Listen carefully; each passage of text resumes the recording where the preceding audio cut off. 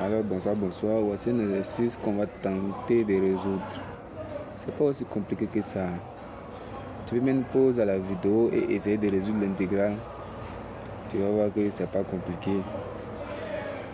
Et si tu as des difficultés, tu peux les poser. Tu les mets en commentaire. Ok, on va commencer. On a vu un peu la notion de l'intégrale. D'abord au lycée, je rappelle que ça c'est une intégrale de la première année de mathématiques informatiques. Donc bon, il n'y a pas grand chose à dire dessus. Bon, pour un élève de la terminale, c'est bon. Il peut résoudre ça. Bon, la terminale, donc quelqu'un qui fait beaucoup de recherches peut résoudre ça. C'est pas compliqué. On va essayer de voir ce que ça donne. D'abord, on a vu d'abord que lorsque j'ai ln, si j'ai ln de x au carré, ça me fait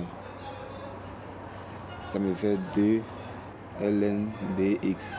Mais dans ce cas là, le x là, dans notre cas ici, le x n'est pas au carré, donc le x n'est pas qu'on appelle, c'est pas le x qui est au carré, mais c'est pas le x qui a la puissance. C'est-à-dire quoi? La puissance est sur le ln. Donc c'est comme si on avait écrit ln de x, le tout au cube. Donc ça, on peut pas la séparer. Donc on va laisser ça comme ça. Donc on a vu un peu les changements de variables qui nous permettaient de calculer l'intégrale, qui n'était pas aussi facile pour tout le monde pour les changements de variables. Bon, on va essayer d'expliquer ça. Bon, d'abord voici l'intégrale qui est là. Je vais la réécrire ici pour que on ne perd pas ça de vue. Qui est égale à l'intégrale de quoi? 1 à e de ln de x au cube. Ah, je suis passé dedans. C'est x d de x.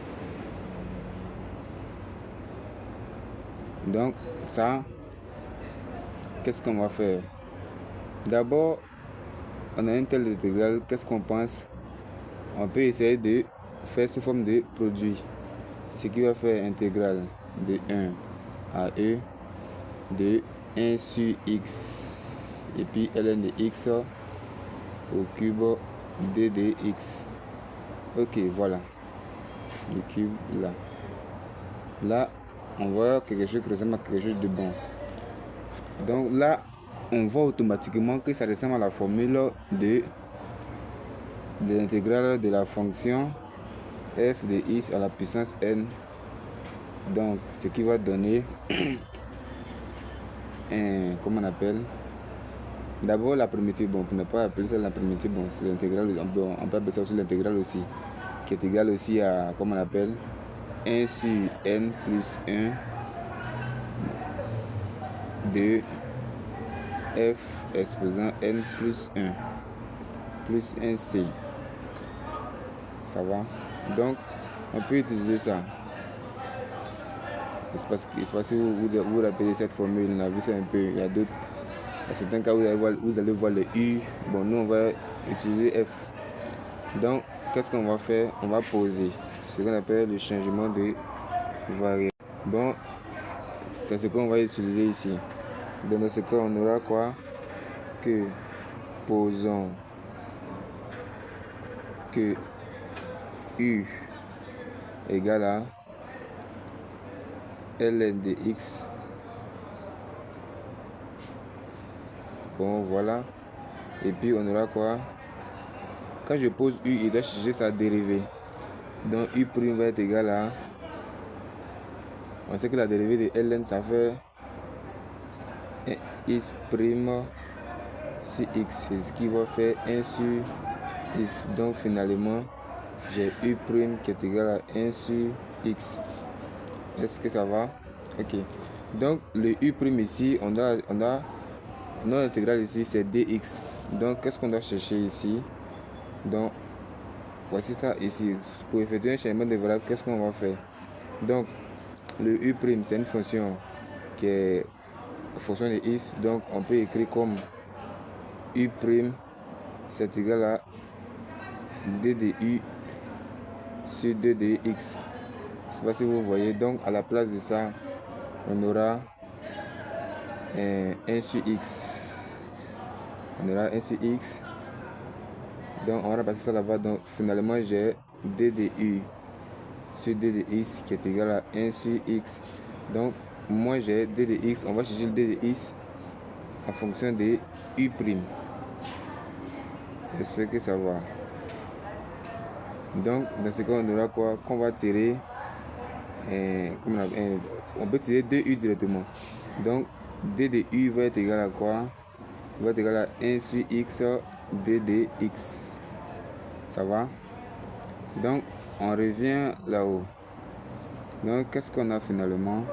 Finalement j'ai d de x et puis j'ai, comme on appelle, de la fonction, et puis aussi il doit changer aussi des bornes. Donc il sait que x égale à 1, donc u va être égal à quoi? Il calcule u dans la fonction que j'ai posée ici. Il sait que x égale à 1, u va être égal à quoi? Donc je mets 1 ici. Donc ça va faire ln de 1 qui va faire 0. Donc u va être égal à 0. Et puis maintenant, pour x égale à e, je fais la même chose. Donc j'aurai u va être égal à 1. Dans notre intégrale, on aura quoi? I, l'intégrale de 1 à u, 1 sur x, ln de x au cube, d de x va être égal à l'intégrale de 0 à 1 de u au cube sur quoi? Donc ici d de u. Ça va? Donc voici ce qu'on obtient. Donc on revient ici. Donc j'ai i, je vais réécrire ça ici. J'ai i qui est égal à ça.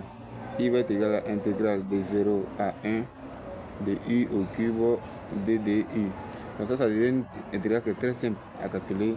Ce qui va faire d'abord les crochets. 1 sur 3 plus 1. U exposant 3 plus 1. Et puis enfin je mets les bornes. Ce qui va faire un quart de u exposant 4 de 0 à 1. Donc voici ce que j'obtiens.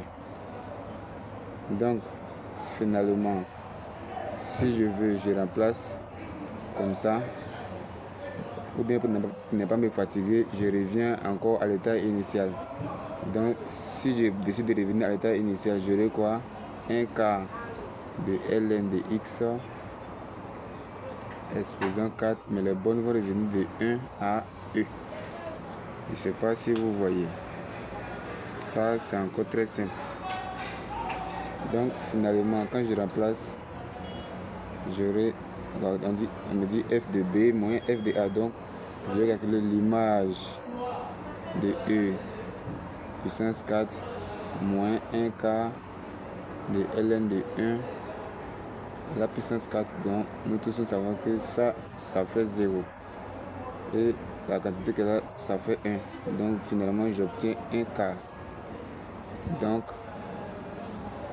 finalement j'ai i égale à 1 quart. Donc je peux conclure que l'intégrale de 1 à e de ln de e cube de x sur x d de x égale à 1 quart. Et c'est fini. Si vous avez des questions, vous pouvez la poser. Donc voici ce que nous avons cherché, qui n'était pas aussi compliqué que ça.